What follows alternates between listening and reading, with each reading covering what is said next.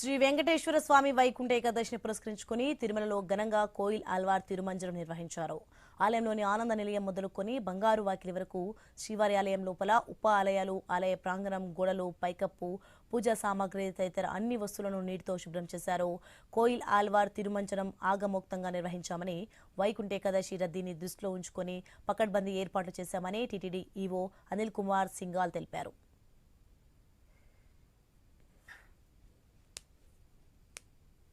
వైకుంఠ ఏకాదశి సందర్భంగా కోయిల్ ఆల్వార్ తిరుమంజనం కార్యక్రమం శాస్త్రోక్తంగా సాంప్రదాయబద్ధంగా నిర్వహించడం జరుగుతూ ఉంది.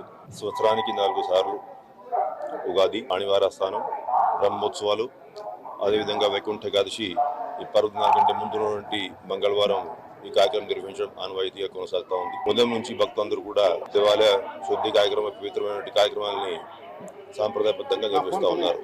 1,89,000 మందికి లక్కీ విధానం టోకన్ జారీ చేశాం. వాళ్ళకి 30వ తేదీ, 31వ తేదీ, అదేవిధంగా 1వ తేదీ ప్రత్యేకమైన టైంలు ప్రతి ఒక్కరికి టైం స్లాట్ ఇండికేట్ చేయడం జరిగింది. అటువంటి భక్తులందరూ కూడా వారికి కేటాయించినటువంటి సమయం ప్రకారం వచ్చినట్లయితే ఎవరికి కూడా ఇబ్బంది లేకుండా, క్యూ లైన్ లో కూడా గంటల తరబడి వెయిటింగ్ ఇవన్నీ లేకుండా ఒక 2 గంటల వ్యవధిలోనే స్వామివారి దర్శనం, అదేవిధంగా వైకుంఠ ద్వార దర్శనం చేసేటువంటి అవకాశం లభిస్తుందనేది టీటీడీ ఉద్దేశం.